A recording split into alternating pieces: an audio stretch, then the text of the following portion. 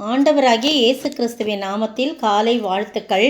இன்றைய மன்னா, நீதிமானுக்காக வெளிச்சமும் செம்மையான இருதயத்தாருக்காக மகிழ்ச்சியும் விதைக்கப்பட்டிருக்கிறது.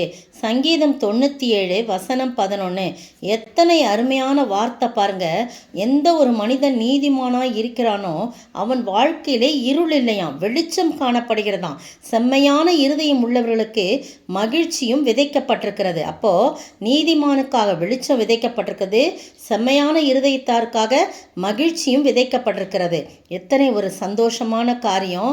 அடுத்தது பாருங்க, 12ஆம் வசனத்துல, நீதிமான்களே கர்த்தருக்குள் மகிழ்ந்து அவருடைய பரிசுத்தத்தின் நினைவு கூறுதலை கொண்டாடுங்க. ஏன்னா அவருடைய பரிசுத்தம் உங்களுக்குள் இருக்கிற பண்ணால்தான் நீங்கள் நீதிமான்களாக இருக்கிறீங்க. எனவே நீங்கள் கர்த்தருக்குள் மகிழ்ந்து அவருடைய பரிசுத்தத்தின் நினைவு கூறுதலை கொண்டாடுங்கள் அப்படின்னு சொல்லப்பட்டிருக்கிறது.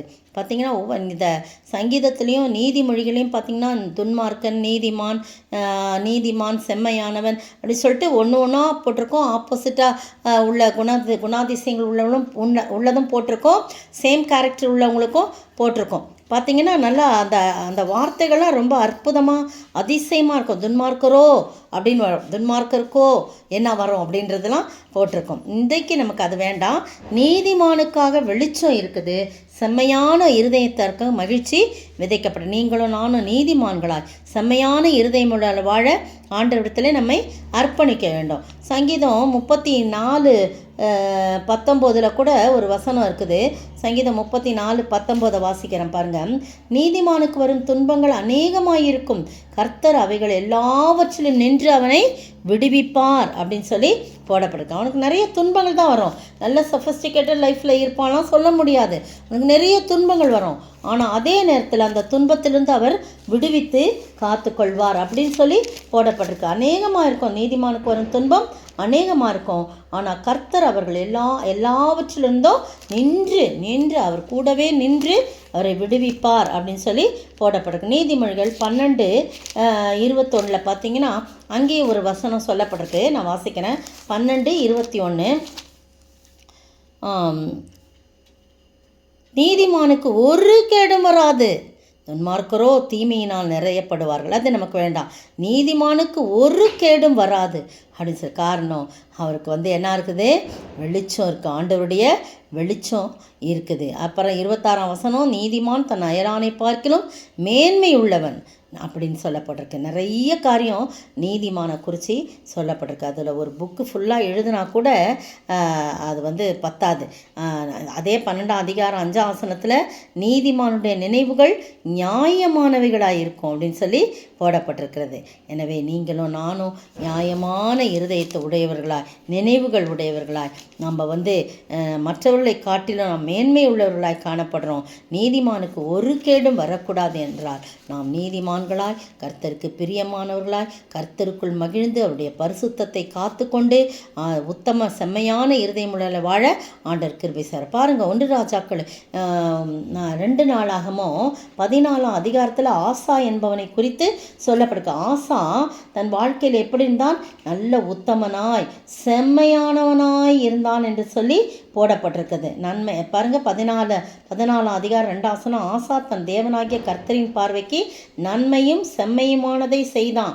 எல்லா அகற்ற வேண்டியதில் அகற்றி, வெட்ட வேண்டியதில் வெட்டி, உடைக்க வேண்டியதை உடைத்து, என்னென்ன செய்யணுமோ அதெல்லாம் செய்து, எதை தேட வேண்டுமோ அதை மாதிரி தேடி, கர்த்தரை தேடவும், நியாயப்பிரமாணத்தின்படி கற்பனைகளின்படி நடக்கவும் தன்னுடைய இருதயத்தை அவன் கர்த்தருக்கு நேராக அவன் உண்மையும் நன்மையும் செம்மையுமானதை செய்தான் என்று சொல்லி பார்க்கின்றோம். அதனால் என்ன நடந்தது?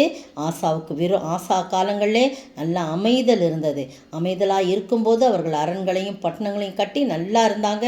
ஆனால் எத்தியோப்பியர் அவர்களுக்கு விரோதமாக வந்தபோதோ என்ன நடக்குதுன்னா, கர்த்தரை நோக்கி கூப்பிட்டு ஜெபிக்கிறான். ஆசா தன் தேவனாகிய கர்த்தரை நோக்கி 14:11. ஆசா தன் தேவனாய் கர்த்தரை நோக்கி கூப்பிட்டு, கர்த்தாவே, பலமுள்ளவனுக்காகிலும் பலனற்றவனுக்காகிலும் உதவி செய்கிறது உமக்கு லேசான காரியம். எங்கள் தேவனாய் கர்த்தாவே, எங்களுக்கு துணை நில்லும். உம்மை சார்ந்து உம்முடைய நாமத்திலே ஏராளமான இந்த கூட்டத்திற்கு எதிராக வந்தோம். கர்த்தாவே, நீர் எங்கள் தேவன். மனுஷன் எங்களை மேற்கொள்ள உம்மை மேற்கொள்ள ஒட்டாதே. நாங்கள்லாம் உம்முடைய பிள்ளைகள், உண்மை மேற்கொள்ளக்கூடாதுப்பா. அவங்க நீங்கள் தான் மேற்கொள்ளணும் அப்படின்னு சொன்னோன்னே இந்த ஜெபம் ரொம்ப ஆண்டவருக்கு ரொம்ப பிரியமாக இருந்தது. அதனால் அவர் கர்த்தர் அந்த எத்தியோப்பியரை ஆசாவுக்கும் யூதாவுக்கும் முன்பாக முறியடித்ததினால் எத்தியோப்பியர் ஓடி போனார்கள். பாருங்கள், அவங்க முறிந்து விழுந்தார்கள். அவர்கள் திரும்ப எழுந்திருக்கவே இல்லை.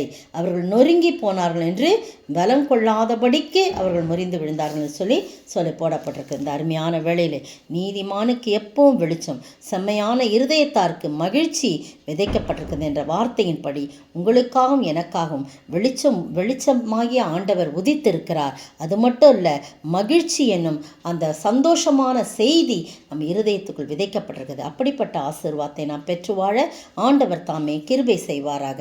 ஆமீன்.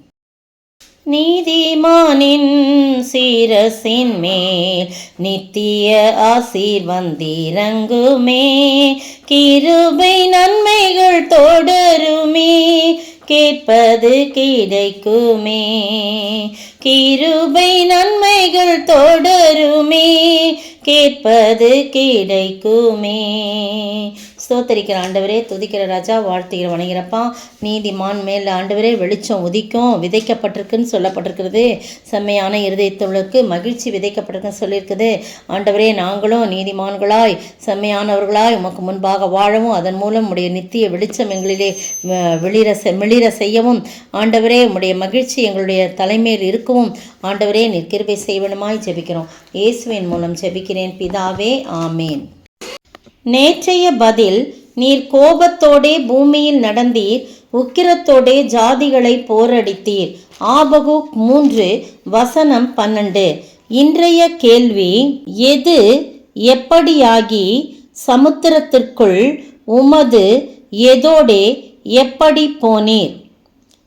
எது எப்படியாகி சமுத்திரத்துக்குள் உமது எதோடே எப்படி போனீர்?